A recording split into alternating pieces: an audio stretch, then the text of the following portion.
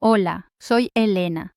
Mi única hija, Valeria, me borró de su boda, el día más importante de su vida, después de que le prometí hasta el último centavo de mis ahorros para pagarla. Me convirtió en un fantasma con una chequera. Esa es la cruda verdad, la que me costó 75 años de vida y 2 vuelos de avión entender. Fue en el vestíbulo de un hotel de lujo en Miami donde me di cuenta de que para ella yo no era su madre, sino una transacción que acababa de completarse. Una vez que el dinero estaba asegurado, mi presencia ya no era necesaria, sino un estorbo. Mi amor, mi esfuerzo, mi historia, todo se desvaneció frente a una sonrisa fría y unas fotos en un celular donde yo no existía. ¿Alguna vez te han hecho sentir invisible justo cuando más necesitabas que te vieran? Antes de que te cuente cómo fue que tomé esos 2 aviones, con mis años a cuestas, solo para encontrarme con un salón de fiestas vacío, déjame un comentario diciéndome desde dónde me estás viendo y suscríbete al canal. Créeme, no querrás perderte lo que sucede cuando una madre a la que han humillado decide que su dignidad vale más que cualquier boda de lujo. ¿El conflicto no empezó ese día? Claro que no. Llevaba años gestándose en silencio, a través de llamadas telefónicas que siempre terminaban con una petición de dinero. Valeria vivía en Miami, en un mundo de apariencias y lujos que yo, desde mi modesta casa en un pequeño pueblo de Texas, ayudaba a sostener. Cuando me llamó para anunciarme su compromiso con Ricardo, un hombre de familia adinerada, mi corazón se llenó de una alegría temerosa. La alegría era por ella, el temor por mí. Supe lo que vendría después. Y así fue. Mamá, será una boda de ensueño, me dijo. Y su voz no tenía el timbre de una hija compartiendo su felicidad, sino el de un director de proyectos presentando un presupuesto. Le prometí los $150,000 que había obtenido de la venta del rancho familiar, el único patrimonio que me quedaba de mi vida con Javier, mi difunto esposo. Ella lo aceptó no como un regalo de amor, sino como un pago debido, un simple trámite para poner en marcha su gran espectáculo. Ese dinero no era solo papel, era el polvo de la tierra seca de Texas pegado a las botas de Javier, eran los amaneceres que pasamos juntos viendo el ganado, las noches agotadoras y las risas compartidas en el porche. Vender el rancho fue como arrancar una parte de mi alma, pero lo hice por ella, por Valeria, para que tuviera la seguridad que yo nunca le pude dar por completo. Sobre mi mesita de noche, todavía tengo una vieja foto de mi boda con Javier. Nos casamos en una pequeña iglesia, con una fiesta sencilla en el patio trasero. No hubo lujos, pero sobraba amor y respeto. Javier siempre me decía, Elena, tu dignidad es lo único que nadie te puede quitar, a menos que tú se la entregues. En ese momento yo estaba dispuesta a entregarla, a cambio de un poquito del cariño de mi hija. Creía que ese dinero, el sudor de nuestra vida, compraría mi lugar a su lado en el día más importante para ella. Qué equivocada estaba. Las llamadas se volvieron más frecuentes, pero también más frías. Valeria nunca preguntaba cómo estaba mi artritis o si me sentía sola. Las conversaciones giraban en torno a la mansión que había que alquilar en Coral Gables, el vestido de un diseñador que costaba más que mi auto, o el tipo de flores exóticas que debían importar. Yo solo era una voz al otro lado del teléfono que aprobaba gastos. Mamá, ¿prefieres las orquídeas blancas o las rosas de jardín?, me preguntaba, y antes de que pudiera responder, añadía, las orquídeas son más elegantes, ya transferí la solicitud al florista, solo tienes que aprobar el pago. Me sentía como un cajero automático con capacidad para dar opiniones irrelevantes. Cada llamada era un pequeño recordatorio de mi función en su vida, la proveedora. El celular, ese aparato que se supone que nos conecta, se había convertido en el instrumento de mi invisibilidad, un frío portal a través del cual mi dinero viajaba, pero mi amor se quedaba estancado. A pesar de todo, una pequeña llama de esperanza se negaba a apagarse en mi interior.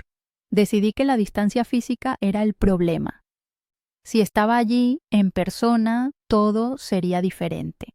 Si podía verla, tocarla, mirarla a los ojos, recordaría que yo era su madre, no su banco. Con esa ilusión temblorosa, compré mis boletos de avión. 2 vuelos, una escala larga. Un viaje agotador para una mujer de mi edad, pero lo imaginaba como una peregrinación hacia la redención de nuestro vínculo.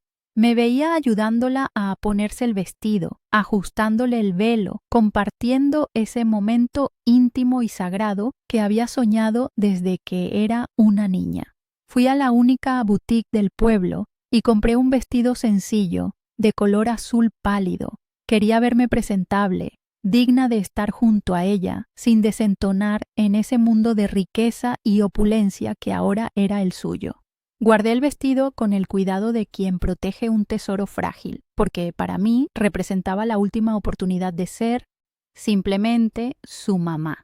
En los días previos al viaje, el silencio de Valeria se hizo más denso. Mis llamadas iban directamente al buzón de voz y mis mensajes de texto eran respondidos con monosílabos horas después. Ok, sí, luego. Yo me decía a mí misma que era el estrés normal de una novia. Está abrumada con los preparativos, le susurraba a la foto de Javier, como si buscara su aprobación, su consuelo. Voy a ir a ver a nuestra niña, Javier. Va a estar preciosa. Sé que estarías orgulloso. Hablarle a él era mi forma de no sentirme tan completamente sola en esa espera. Repasaba mi maleta una y otra vez, asegurándome de no olvidar nada, mientras la casa se sentía cada vez más grande y vacía. La ansiedad se mezclaba con la emoción, creando un nudo en mi estómago que no se deshacía ni con mis tés de manzanilla. Estaba apostando todos mis afectos a ese viaje, a ese único día. Un par de días antes de volar, algo me inquietó profundamente. La llamé con la excusa de confirmar la hora de llegada de mi vuelo. Cuando por fin contestó, su voz sonaba lejana, irritada, como si mi llamada fuera una interrupción inoportuna. ¿Ya llegaron los padres de Ricardo?, le pregunté, intentando sonar casual, buscando un ancla en la conversación. Hubo una pausa, un silencio que se sintió helado a través del teléfono. Mamá, todo está bajo control, ¿sí? Tú solo tienes que llegar. Ricardo se encargará de que alguien te recoja. No te preocupes por nada, dijo con una eficiencia cortante. La forma en que mencionó que Ricardo se encargaría de mí me hizo sentir como un paquete, una pieza de logística que debía ser gestionada para no causar problemas. No era una invitación, era una instrucción. Colgué el teléfono con una sensación amarga, la primera grieta verdadera en mi frágil castillo de esperanza. Mientras preparaba mi pequeña maleta de mano, mis dedos temblaban ligeramente. Coloqué con sumo cuidado el vestido azul pálido, alisando cada arruga. Al lado puse un pequeño portarretratos de plata con una foto de Valeria cuando tenía 6 años, con sus 2 coletas y una sonrisa sin un diente. Era un recuerdo de un tiempo más simple, un tiempo en el que sus abrazos eran espontáneos y su amor no tenía condiciones. Era mi amuleto, un recordatorio de la niña que esperaba encontrar debajo de la mujer en la que se había convertido. Miré a mi alrededor, a mi pequeña casa llena de recuerdos, de muebles gastados por el tiempo y el cariño. Era mi mundo, un mundo de autenticidad y afecto real, tan distinto del universo de apariencias al que estaba a punto de entrar. La soledad pesaba en el aire, pero el viaje se sentía como mi única salida, mi último intento desesperado por reconstruir el puente que nos separaba. El día llegó. Me levanté antes del amanecer, el corazón latiéndome con una mezcla de nervios y expectación. El viaje fue largo y agotador. tal como lo había previsto. El primer vuelo, la espera en el aeropuerto de Dallas, el segundo avión lleno de gente ruidosa. Sostenía mis boletos de avión en la mano como si fueran un pasaporte sagrado, la prueba física de mi esfuerzo y mi amor. Durante el vuelo final a Miami, cerré los ojos e imaginé su rostro al verme. Sonreiría, me abrazaría fuerte. Repasé en mi mente las palabras que le diría, cómo le contaría lo orgullosa que estaba de ella. Cada milla que el avión recorría me acercaba a la que yo creía que sería la culminación de mi vida como madre.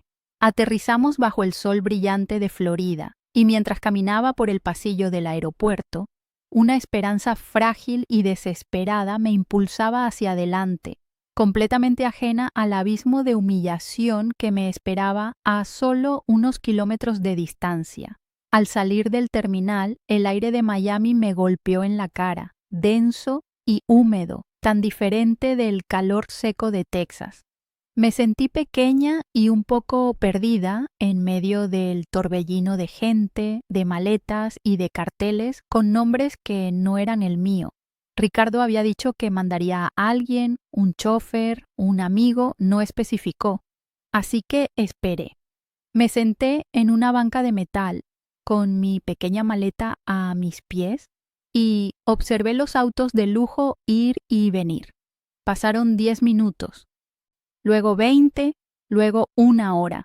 El sol de la tarde empezaba a bajar, pintando el cielo de naranja y púrpura, pero mi rincón del mundo se sentía cada vez más gris. Saqué mi celular, el mismo que usaba para aprobar sus gastos, y marqué su número. Sonó 1, 2, 3 veces y saltó el buzón de voz. Su voz grabada, alegre y perfecta sonaba como una burla. Hola, no puedo contestar ahora mismo. Por supuesto que no podía. Una pequeña punzada de pánico comenzó a abrirse paso en mi pecho. Volví a llamar. Buzón de voz. Le envié un mensaje. Ya llegué, mi amor. ¿Dónde te espero? La pantalla se quedó en silencio, sin la confirmación de leído. La gente a mi alrededor se encontraba con sus familias, se abrazaban, reían. Yo era una isla, una viejita con un vestido de viaje arrugado, aferrada a un bolso que contenía la última foto de mi esposo. Miré la foto de Valeria que llevaba conmigo, la de la niña sin un diente, y me pregunté en qué momento exacto se había perdido esa sonrisa. ¿En qué momento dejé de ser su mamá para convertirme en un inconveniente logístico? La soledad en medio de la multitud es la más cruel de todas, porque te grita al oído que no le importas a nadie, que tu llegada o tu ausencia no alteran en nada el curso del universo. Y en ese aeropuerto bullicioso yo era invisible, un fantasma esperando una señal que no llegaba. Decidí que no podía quedarme allí para siempre. La dignidad que Javier siempre me recordaba me impulsó a ponerme de pie. Con manos temblorosas busqué en mi bolso la servilleta donde había anotado el nombre del hotel que Valeria había mencionado en una de sus apresuradas llamadas. The Biltmore en Coral Gables. Leí en mi propia letra temblorosa. Me acerqué a la fila de taxis, sintiéndome avergonzada, como si mi incapacidad para ser recogida fuera una falla personal. El taxista, un hombre amable de mediana edad, me ayudó con la maleta. ¿Primera vez en Miami, señora?, me preguntó con una sonrisa. Asentí, incapaz de formar palabras. Mientras el auto se deslizaba por las autopistas, yo veía pasar las palmeras y los edificios resplandecientes como si fueran parte de una película ajena. Cada kilómetro me acercaba a ella, pero también me hundía más en una sensación de extrañeza, como si estuviera viajando a un país extranjero donde no conocía el idioma ni las costumbres. Cuando el taxi se detuvo frente al hotel, se me cortó la respiración. No era un hotel, era un palacio. Una torre majestuosa rodeada de jardines impecables y fuentes de agua. Hombres con uniformes blancos abrían las puertas de autos que costaban más que mi casa. Me sentí intimidada, fuera de lugar con mi ropa sencilla y mi cansancio de viajera. Pagué al taxista y arrastré mi maleta por un vestíbulo que parecía un océano de mármol pulido. Un candelabro de cristal, tan grande como mi viejo auto, colgaba del techo altísimo. Todo olía a flores frescas y a dinero, una combinación que me resultaba extraña y abrumadora. En mi maleta, el vestido azul pálido que había comprado con tanta ilusión de repente me pareció un trapo insignificante, un objeto ridículo para un mundo que claramente no era el mío. Caminé hacia la recepción con el corazón encogido, sintiendo las miradas curiosas de los huéspedes elegantes. «Buenas tardes, ¿en qué puedo ayudarla?», dijo una joven recepcionista con una sonrisa practicada. Su placa decía Isabela. «Hola, busco la boda de mi hija, Valeria Torres», dije, mi voz sonando más débil de lo que pretendía. La joven tecleó en su computadora, frunciendo ligeramente el ceño. «Torres, no tengo ninguna boda registrada con ese apellido para hoy, señora». Sentí un frío recorrer mi espalda. «Debe haber un error», insistí, mostrándole el mensaje en mi celular con el nombre del hotel. «Es Valeria Torres y Ricardo Montenegro». Isabela volvió a teclear, sus uñas perfectamente cuidadas haciendo un suave clic-clac. «Ah, Montenegro. Tuvimos una boda muy grande de la familia Montenegro, sí, pero fue ayer». Cada palabra que decía era un martillazo en mi pecho. «No, no puede ser», susurré. «La boda es hoy. Yo soy la madre de la novia». La sonrisa de la recepcionista se volvió compasiva, y esa piedad me dolió más que la indiferencia. La joven se inclinó sobre el mostrador, bajando la voz. «Señora, estoy segura. La fiesta fue anoche en el salón principal. De hecho, la mayoría de los invitados ya hicieron el check-out esta mañana». Mi mente se negaba a procesar la información. ¿Ayer? ¿Cómo que ayer? Revisé mi celular, las fechas, los mensajes. No había nada, ninguna notificación de un cambio.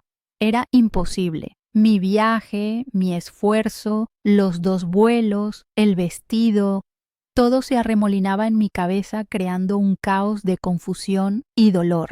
Estaba a punto de derrumbarme allí mismo, de dejar que las lágrimas que se acumulaban en mis ojos finalmente cayeran cuando la vi.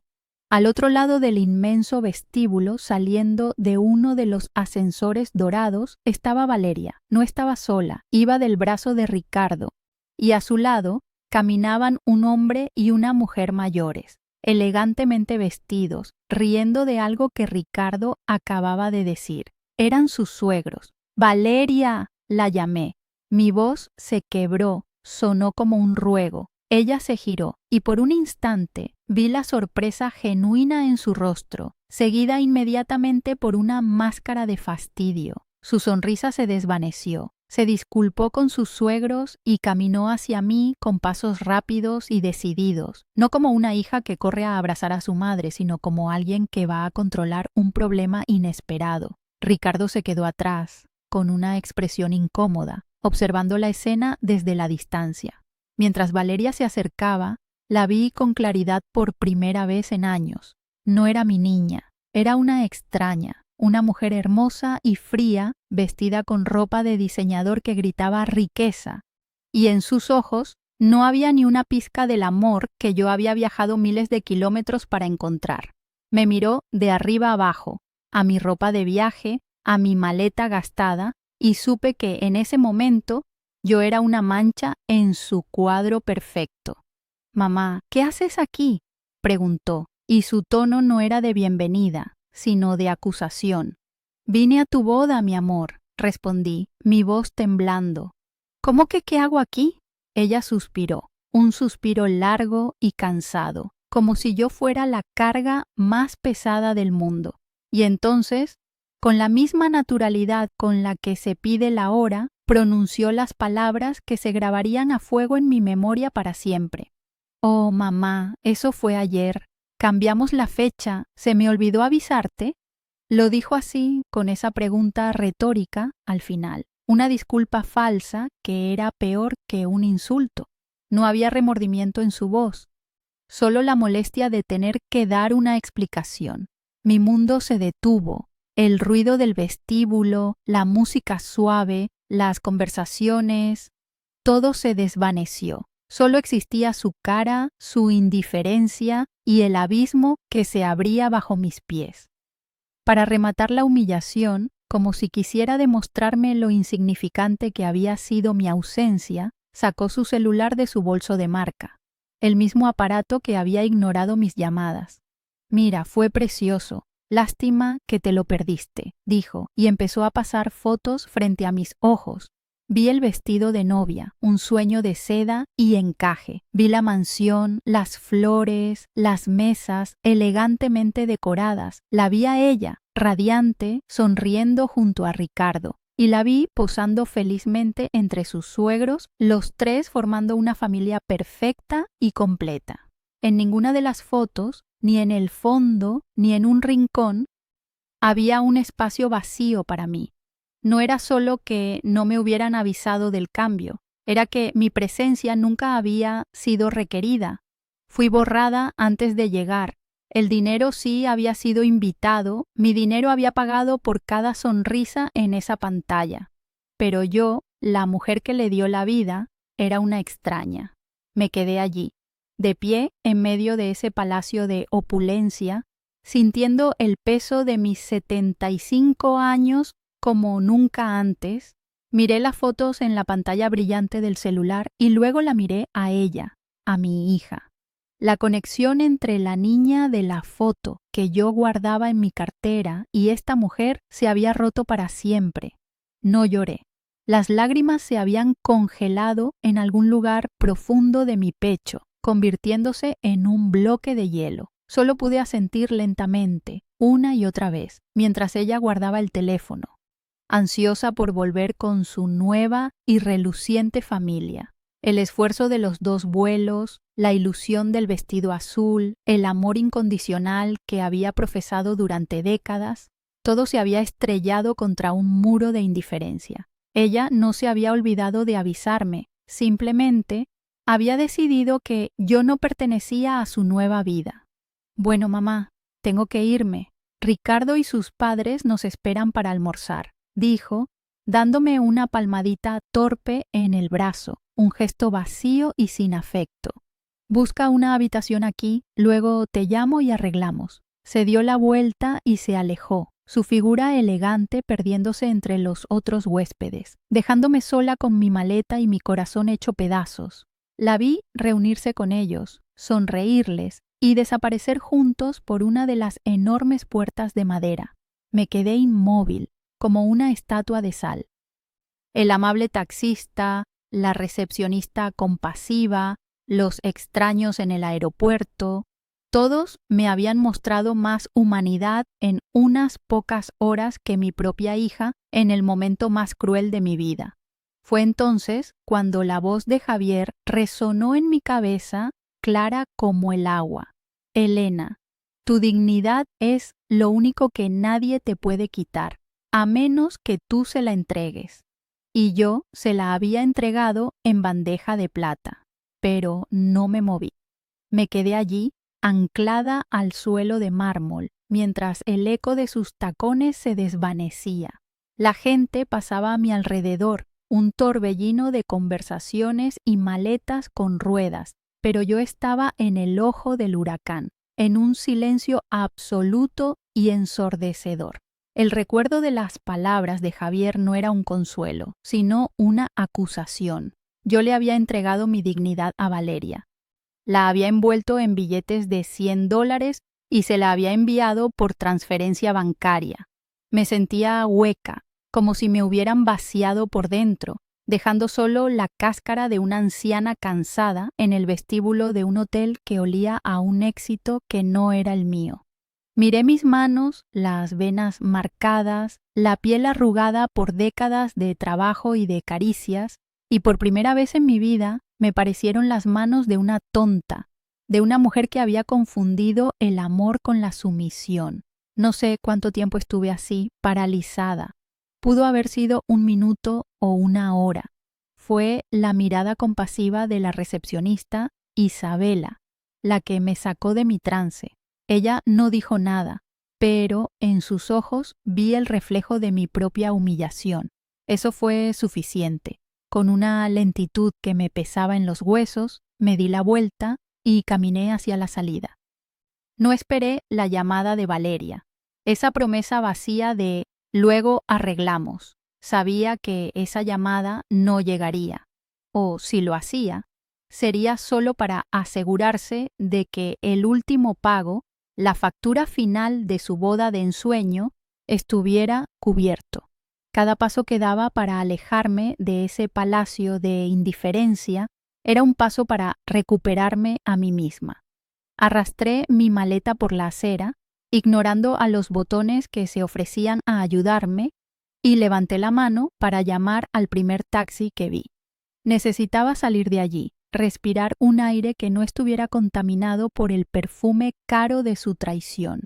El viaje de regreso al aeropuerto fue una tortura silenciosa. El mismo taxista que me había traído, un hombre diferente esta vez, intentó iniciar una conversación. ¿Disfrutó de Miami, señora? Solo pude negar con la cabeza, la mirada fija en las palmeras que se desdibujaban por la ventanilla. Ahora me parecían árboles tristes, inclinados por el peso de un sol demasiado brillante. Todo el lujo que había admirado unas horas antes ahora me parecía grotesco, una fachada descarada que ocultaba un vacío inmenso. Pensé en mi casa en Texas, en su sencillez, en el olor a tierra y a café recién hecho. Pensé en el porche donde Javier y yo habíamos pasado tantas tardes. Ese era mi mundo, un mundo donde el valor de una persona no se medía por la marca de su ropa o el costo de su fiesta, sino por la solidez de su palabra y la calidez de su corazón. Me di cuenta de que había estado financiando un mundo al que no solo no pertenecía, sino que despreciaba profundamente.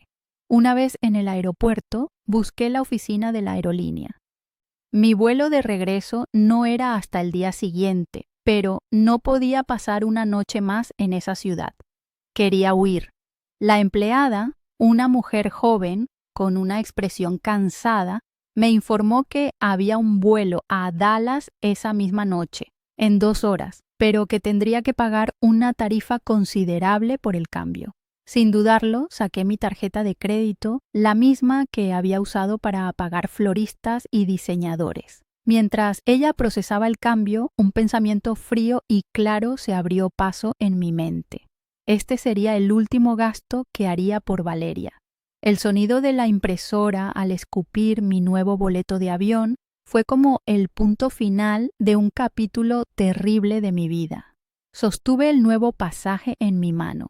Era más que un simple papel. Era mi declaración de independencia, mi primer acto de autodefensa después de años de rendición incondicional. Con el nuevo boleto en mi bolso, encontré un asiento en una sala de espera casi vacía.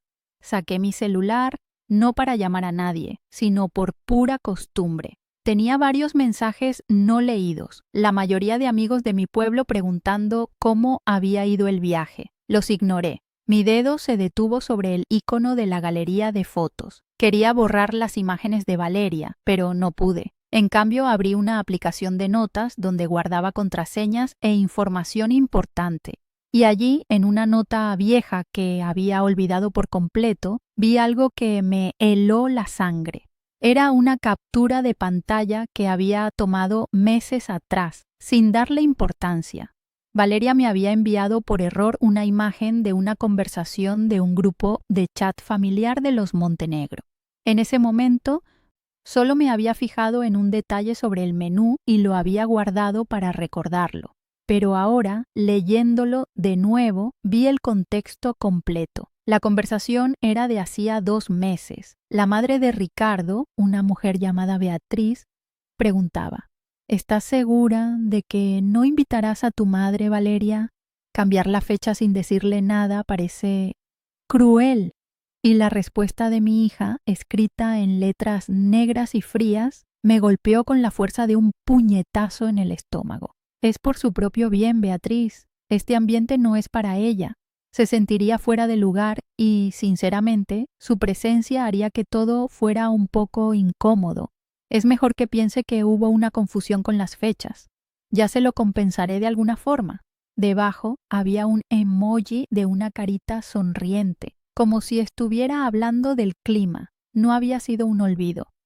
No había sido negligencia. Había sido una decisión calculada, un acto deliberado de exclusión para no manchar su imagen perfecta con la presencia de su modesta madre de pueblo. El aire se me escapó de los pulmones. La humillación que sentí en el hotel no era nada comparada con esto. Aquello había sido un acto de indiferencia. Esto era un acto de desprecio. Me había convertido en una vergüenza para ella, un secreto que debía ser manejado con mentiras piadosas. Incómodo. Esa palabra resonaba en mi cabeza, rebotando contra las paredes de mi cráneo. Mi amor, mi sacrificio, mi existencia entera, todo era incómodo. La niña de la foto sin un diente, la que se acurrucaba en mi regazo cuando tenía pesadillas, había crecido para convertirse en una mujer que me consideraba un estorbo social. El dolor era tan agudo, tan físico, que tuve que agarrarme el pecho. Pero debajo del dolor algo más comenzaba a crecer, una ira fría y tranquila, una claridad cristalina. La niebla de la tristeza se disipó, revelando un paisaje de traición absoluta.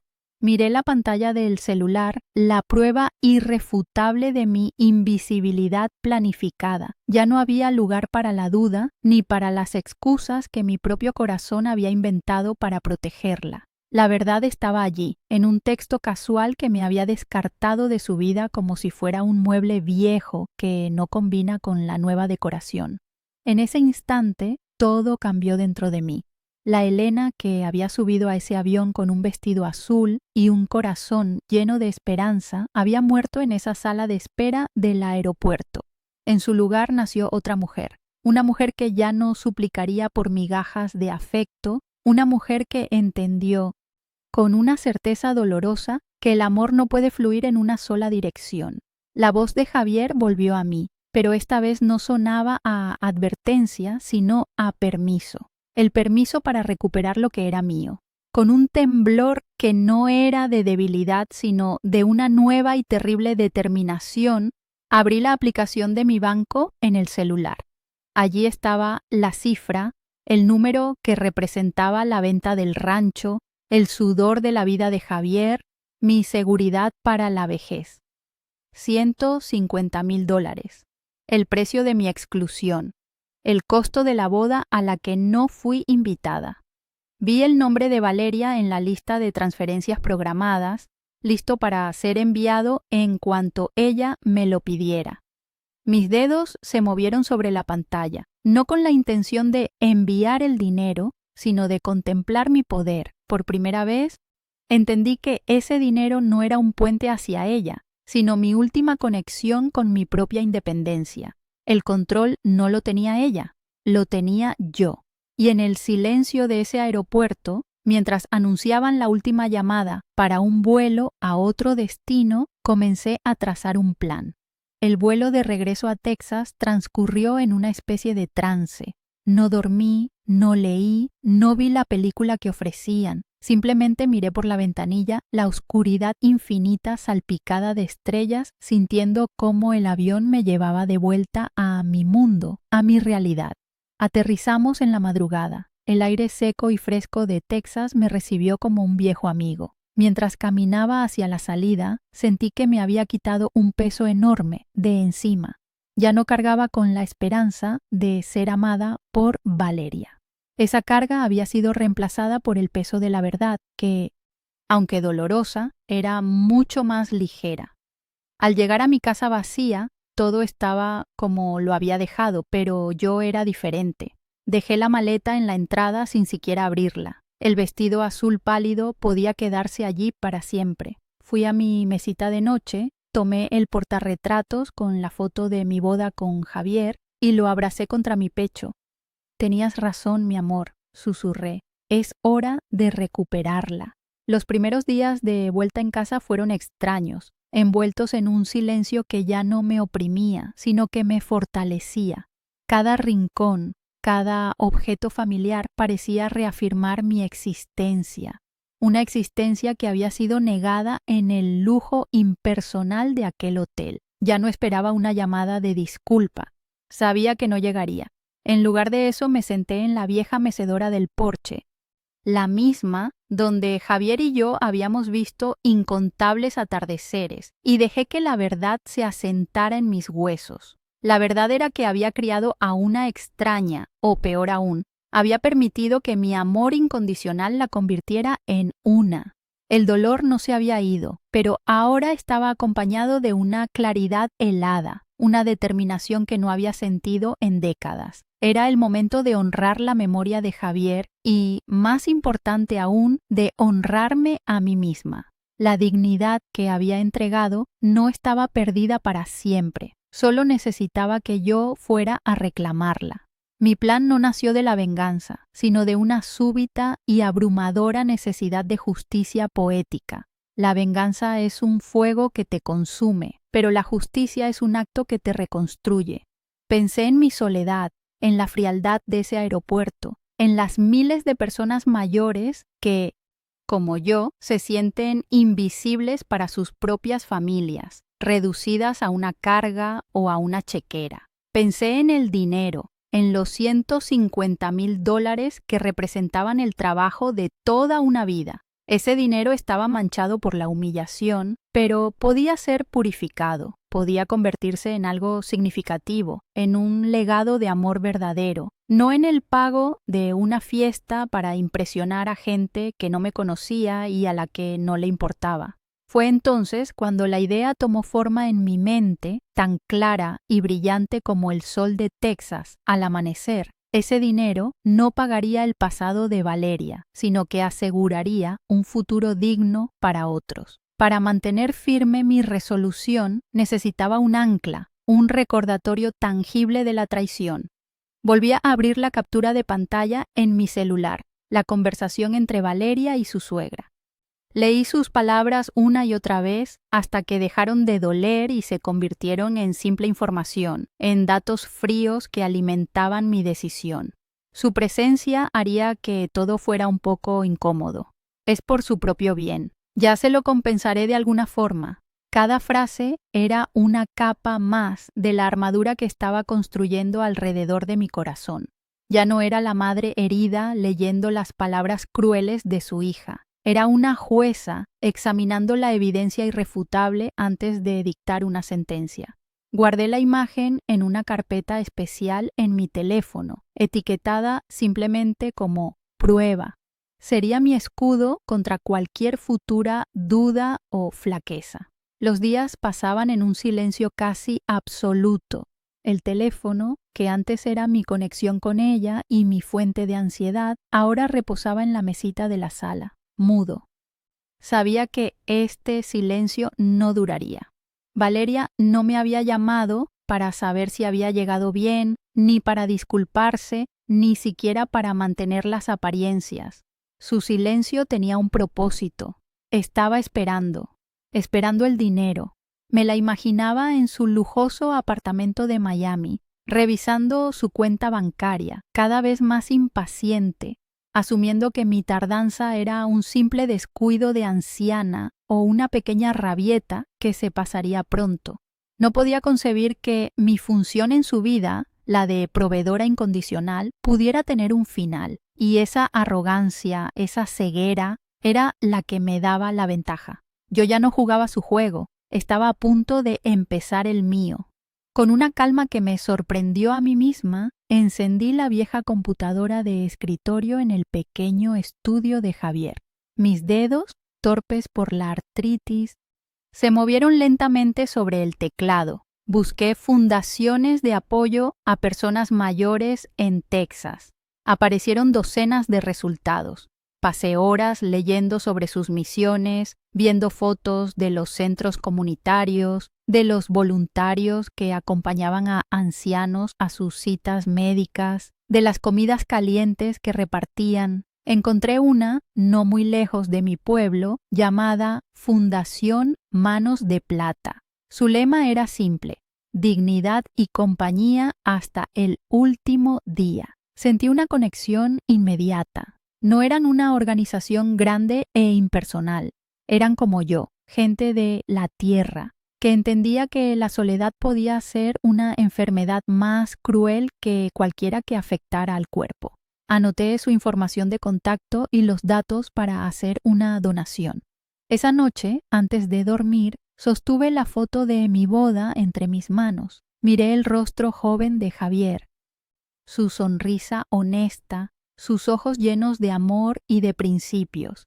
Le hablé en un susurro como hacía tantas noches. Javier, mi amor, voy a hacer algo que quizás te sorprenda, le dije al retrato. Voy a regalar nuestro rancho.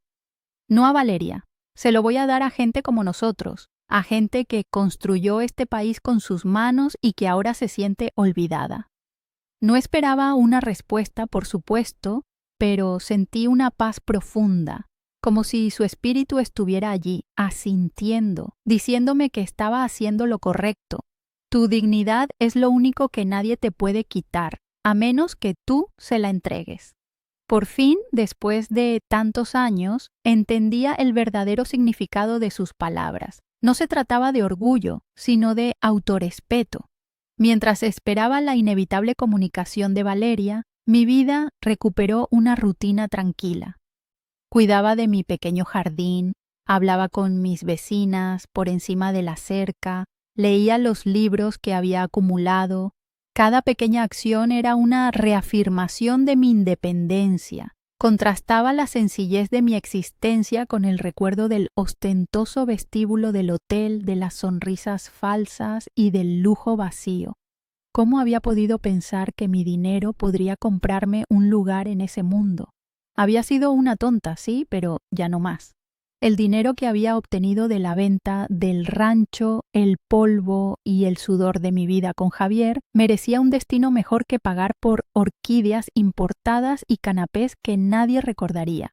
Merecía convertirse en calor, en compañía, en un plato de sopa caliente para alguien que lo necesitara. Y entonces, una tarde, mientras regaba mis rosales, sucedió. El celular, olvidado sobre la mesa del porche, vibró con una insistencia que me resultó extraña. No era una llamada, sino una serie de mensajes de texto rápidos, uno tras otro. Me sequé las manos en el delantal y me acerqué con un pulso sorprendentemente firme. La pantalla se iluminó con su nombre: Valeria.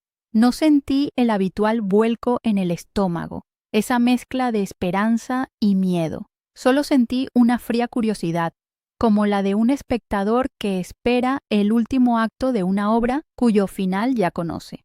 El primer mensaje era una sola palabra: mamá. El segundo: ¿estás ahí? Y el tercero, el que había estado esperando, era la llave que abriría la última puerta. Lo leí sin parpadear. No había un ¿cómo estás? Ni un ¿llegaste bien? Era directo, transaccional, brutalmente honesto en su egoísmo. Mamá, el organizador de la boda me está presionando. Varias facturas están vencidas y me está causando problemas con la familia de Ricardo. ¿Te olvidaste de hacer la transferencia? Necesito que lo resuelvas hoy. La frase «me está causando problemas» lo decía todo. Su preocupación no era por mí ni por el dinero, sino por su imagen, por su estatus recién adquirido en su nueva y adinerada familia. La hija que yo había amado ya no existía. En su lugar había una gerente de crisis preocupada por su reputación. La última brasa de afecto que quedaba en mi corazón por ella se extinguió en ese preciso instante, dejando solo cenizas frías. Me quedé mirando la pantalla del celular por un largo rato. El sol de la tarde proyectaba largas sombras en el jardín. Los pájaros cantaban. El mundo seguía su curso, ajeno al pequeño drama que se desarrollaba en mi porche. Tomé el teléfono y entré a la casa. Fui directamente al estudio y encendí la computadora. Abrí la página de mi banco y la página de la Fundación Manos de Plata en 2 pestañas separadas. Luego, caminé hacia mi mesita de noche y tomé la foto de Javier. La coloqué junto al monitor. Miré su rostro, luego miré el saldo de mi cuenta y finalmente miré el mensaje de Valeria. No había ira en mi corazón, ni siquiera tristeza, solo una calma absoluta, la certeza de quien está a punto de hacer lo único que se puede hacer. Con dedos firmes, comencé a teclear, lista para enviar mi respuesta. Con los dedos firmes, me senté frente a la computadora. El mensaje de Valeria brillaba en la pantalla de mi celular, una demanda fría y despojada de cualquier afecto. Necesito que lo resuelvas hoy. No había amor en esas palabras, solo la urgencia de un acreedor. Miré la foto de Javier a mi lado. Su sonrisa parecía decirme que ya era hora, que había esperado lo suficiente. El dolor de los últimos días se había transformado en una serenidad de acero. Ya no era una víctima temblorosa, sino la dueña de mi propio destino, la guardiana de la memoria de mi esposo y la única responsable de mi dignidad. El rancho, nuestro sudor, nuestra vida juntos, merecía un final honorable, no el pago de una farsa. No sentía odio, sino una especie de piedad lejana por la mujer en la que se había convertido mi hija, una mujer tan pobre que solo tenía dinero y ahora ni siquiera eso. Tomé mi celular. Mis dedos, que tantas veces habían temblado de ansiedad esperando una llamada suya, ahora se movían con una precisión metódica. No respondía a su urgencia con una larga explicación, ni con reproches, ni con el dolor que ella merecía ver. Le devolví su propia crueldad, envuelta en la misma indiferencia con la que me había descartado. Escribí solo 4 palabras, una pregunta que era a la vez un eco y una sentencia. ¿Se me olvidó avisarte? Contuve la respiración por un segundo, no por duda, sino para saborear el momento en que mi sumisión se convertía en poder. Pulsé enviar. El pequeño sonido de la notificación de envío fue el disparo de salida de mi nueva vida, el punto final de una historia de humillación que yo misma estaba terminando de escribir. El mensaje fue entregado y con él una verdad que la golpearía más fuerte que cualquier insulto. Inmediatamente después, sin esperar su respuesta, cambié de pantalla. Abrí la aplicación de mi banco. Allí estaba la cifra, $150,000, mirándome fijamente. Durante meses, ese número había representado la boda de Valeria, su felicidad, mi último gran sacrificio por ella. Ahora veía algo completamente diferente. Veía la matrícula de la universidad que Javier nunca tuvo. Veía las medicinas que mis vecinos a veces no podían pagar, veía los abrigos para los inviernos duros, veía las comidas calientes para otros ancianos que, como yo, se enfrentaban a la soledad. Era el legado de Javier y yo no iba a permitir que se convirtiera en champán y flores muertas. Abrí la otra pestaña del navegador, la de la Fundación Manos de Plata. Su logo, 2 manos entrelazadas, me pareció el símbolo perfecto de lo que estaba a punto de hacer. Con una calma que nunca antes había poseído, inicié el proceso de donación. Llené los campos con mis datos. Nombre, Elena Torres. Cantidad, 150,000 o sí. Cada cero que escribía se sentía como si estuviera rompiendo una cadena. En el campo opcional que decía dedicatoria, escribí: en memoria de Javier Torres, un hombre que creía que la dignidad era el único tesoro que no se puede vender. Mis ojos se llenaron de lágrimas, pero no eran de tristeza, eran lágrimas de liberación, de orgullo. Estaba honrando a mi esposo de la única manera que importaba, viviendo según los valores que él me había enseñado. Revisé los detalles una última vez y moví el cursor sobre el botón que decía confirmar donación. Era más que un clic, era la reconstrucción de mi alma. Hice clic. La página se actualizó y un mensaje simple apareció en la pantalla. Gracias, Elena. Su generosa donación cambiará vidas. Me quedé mirando esas palabras, dejando que su significado me inundara. El dinero había salido de mi cuenta, pero por primera vez en mucho tiempo no me sentía más pobre, sino inmensamente rica. Me recliné en la silla de Javier, el viejo cuero crujiendo bajo mi peso, y cerré los ojos. Un silencio profundo llenó la habitación, una paz que no había sentido desde que él se fue. El peso de la esperanza no correspondida, la carga de mendigar afecto, todo eso se había desvanecido. Estaba sola, sí, pero ya no me sentía abandonada. Estaba completa. Había elegido mi propia compañía, la de mis principios y la de la memoria de un buen hombre. Mi celular, que había dejado sobre el escritorio, comenzó a vibrar frenéticamente. Primero, un mensaje de texto, un simple signo de interrogación. Lo ignoré. Luego otro, más largo. ¿Qué significa eso, mamá? No estoy para bromas. Dejé que la pantalla se apagara. El zumbido se detuvo por un momento y luego comenzó de nuevo, esta vez con una llamada. En la pantalla brillaba su nombre, Valeria. Durante años, esa visión me habría llenado de una mezcla de pánico y alegría. Ahora no sentía nada más que una distancia infinita. Con un gesto tranquilo, deslicé el dedo por la pantalla y silencié la llamada. El teléfono se quedó en silencio, pero la luz parpadeaba, una señal de su creciente desesperación. El control había cambiado de manos de forma definitiva. Unos segundos después llegó la avalancha. Una catarata de mensajes de texto, cada uno más histérico que el anterior. Mamá, contesta el teléfono ahora mismo. Acabo de revisar la cuenta. ¿Dónde está el dinero? Esto no puede ser real. Me prometiste ese dinero. Es mío.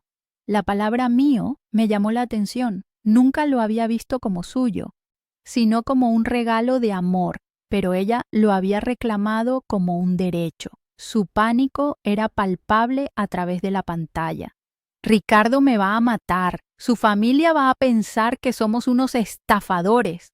Su verdadera preocupación finalmente salió a la luz. No era la traición, no era la relación rota, era la humillación social. Era el miedo a que su fachada de riqueza se desmoronara. Era la vergüenza de ser expuesta como la fraude que realmente era. Mientras los mensajes seguían llegando, una notificación por correo electrónico apareció en la pantalla de mi computadora. Era de la Fundación Manos de Plata. El asunto decía: un agradecimiento desde el fondo de nuestros corazones. Abrí el correo. Era una carta personal del director de la fundación, agradeciéndome por la donación más grande que habían recibido en su historia. Hablaba de los programas que podrían expandir, de los ancianos a los que podrían llegar, de las vidas que mi gesto iba a tocar. Adjunto había una foto de un grupo de personas mayores sonriendo durante un almuerzo comunitario. Miré sus rostros, llenos de arrugas y de historias, y supe con una certeza absoluta que el dinero de Javier había encontrado su verdadero hogar. Había transformado el dolor de mi traición en la alegría de otros. El teléfono volvió a sonar. Una vez más, Valeria. Esta vez dejé que sonara hasta que saltó el buzón de voz. Sabía lo que vendría después. Un mensaje de voz lleno de ira, de súplicas, de acusaciones, pero yo ya no estaba escuchando. Me levanté de la silla, dejando el teléfono parpadeando sobre el escritorio. Caminé hacia el porche, hacia el aire fresco de la tarde. El sol comenzaba a ponerse, tiñendo el cielo de Texas con los mismos colores cálidos que Javier y yo habíamos admirado tantas veces. Me senté en la mecedora y por primera vez desde que él se había ido, la casa no se sentía vacía. Se sentía llena de mi propia fuerza, de mi propia paz. Había recuperado mi dignidad, no arrebatándosela a ella, sino reconstruyéndola dentro de mí. Los mensajes continuaron por un rato más, una furiosa tormenta digital que se desataba a kilómetros de distancia. Me has arruinado la vida. Nunca te lo perdonaré. Estás sola. ¿Lo entiendes? Ahora estás completamente sola. Leí ese último mensaje antes de apagar la pantalla por completo. Estás completamente sola. Sonreí para mis adentros. Quizás tenía razón en un sentido literal, pero se equivocaba en todo lo que importaba. Nunca me había sentido menos sola en toda mi vida. La soledad no es la ausencia de gente, es la ausencia de uno mismo. Y yo, esa tarde, finalmente me había encontrado. El sonido de los grillos comenzaba a llenar el aire, una melodía pacífica que ahogaba el eco de su rabia. Cerré los ojos y respiré hondo, llenando mis pulmones con el olor a tierra y a rosales. El legado de Javier no era el dinero, sino la lección que finalmente había aprendido. El amor propio es el único amor que no puede ser traicionado. El dinero se había ido, sí, pero a cambio había comprado algo invaluable: mi libertad, la libertad de no esperar, de no suplicar, de no necesitar la aprobación de nadie para saber mi propio valor. Valeria había pagado su boda de ensueño con algo mucho más caro que mi dinero. La había pagado con su madre. Y esa era una deuda que, a diferencia de las que tenía con sus proveedores, nunca podría saldar. Yo, en cambio, estaba en paz. Había saldado todas mis cuentas. La paz que me envolvió esa noche en el porche no fue fugaz. Se quedó conmigo, instalándose en mis huesos como un calor bienvenido después de un largo invierno. A la mañana siguiente, el teléfono permanecía en silencio, una pequeña caja de plástico despojada de su poder sobre mí. Ya no esperaba que sonara, ni temía hacerlo. Su última acusación, estás completamente sola, flotaba en mi memoria, pero ya no me hería. La había transformado. Soledad no era un castigo, era el espacio que necesitaba para respirar, para reencontrarme. En el silencio de mi casa, rodeada por los fantasmas amables de mi vida con Javier, me di cuenta de que había estado sola durante años, incluso cuando el teléfono sonaba constantemente. Estaba sola en medio de conversaciones que solo giraban en torno al dinero, sola en mi anhelo de un cariño que nunca llegaba. Ahora, mi soledad era una elección, un santuario. Y en ese santuario, por primera vez, me sentía acompañada por mí misma. La calma se rompió 2 días después. No fue Valeria quien llamó, sino Ricardo. Su voz, que solo había escuchado un par de veces por teléfono, sonaba tensa, intentando mantener un barniz de cortesía sobre una base de pánico. «Elena, soy Ricardo», dijo, como si yo no lo supiera. «Mira, no sé qué problema hay entre tú y Valeria, pero esto se ha salido de control. Hay facturas por un valor de $150,000 que deben pagarse. La reputación de mi familia está en juego». No mencionó mi viaje, ni la humillación, ni el dolor de su esposa. Solo habló de facturas y reputación. Era un hombre de negocios gestionando una crisis, no un yerno hablando con la madre de su mujer. Su llamada fue la confirmación final de que yo nunca había sido familia para ellos, solo una pieza en su maquinaria financiera, una pieza que de repente había dejado de funcionar. Escuché su monólogo sin interrumpir. Dejé que expusiera toda su preocupación por las apariencias, por el «qué dirán» de su círculo social. Cuando finalmente hizo una pausa, esperando mi respuesta, mi sumisión, mi promesa de arreglarlo todo, mi voz salió tranquila y firme. «Ricardo, ese dinero ya no existe. Fue donado a una causa benéfica».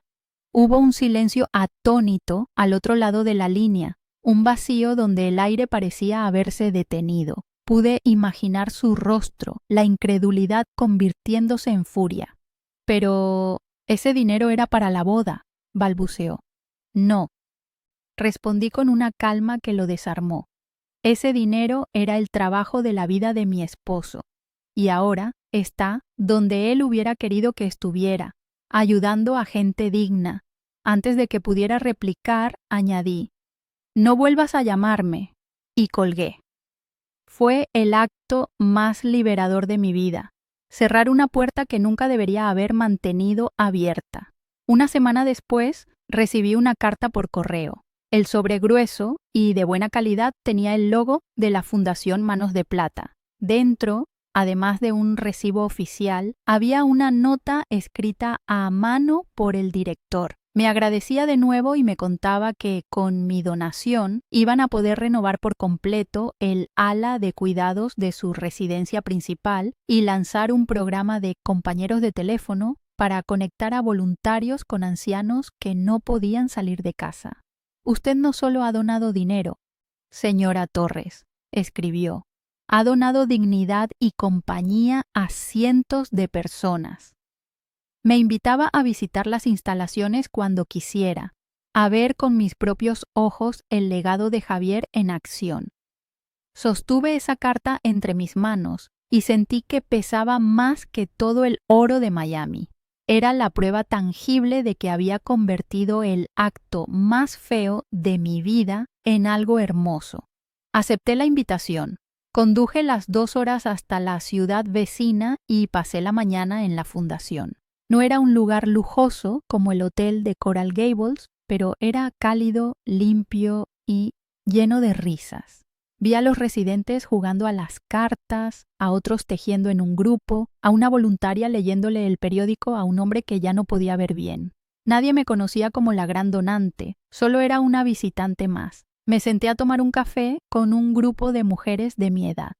Hablamos de nuestros jardines, de nuestros nietos, de los achaques de la edad. Por primera vez en años, tuve una conversación en la que nadie me pedía nada, en la que mi valor no estaba en mi cuenta bancaria, sino en mi simple presencia. Al irme, el director me estrechó la mano. Gracias por venir, Elena. Y en su mirada vi el respeto que mi propia hija nunca me había dado. Un mes después de mi visita a la fundación, llegó un último intento de comunicación de Valeria. No fue una llamada, sino un correo electrónico largo y enrevesado. Era una obra maestra de la autocompasión y la manipulación. Hablaba de cómo la había humillado frente a la familia de Ricardo, de cómo se habían visto obligados a pedir un préstamo vergonzoso para cubrir las deudas, de cómo su sueño se había convertido en una pesadilla financiera por mi culpa. Entre líneas de acusaciones había débiles intentos de apelar a mi antiguo amor.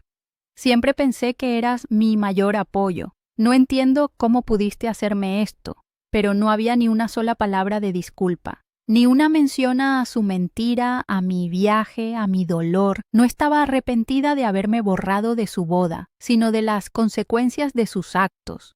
Leí el correo electrónico 2 veces para asegurarme de que no me había perdido ni una pizca de remordimiento genuino. No la había. Su mensaje solo confirmaba la sabiduría de mi decisión. No respondí. En lugar de eso, abrí mi lista de contactos en el teléfono. Busqué su nombre. Miré la foto de perfil que tenía, una de las fotos de la boda, ella y Ricardo sonriendo a la cámara, el epítome de la felicidad comprada a crédito.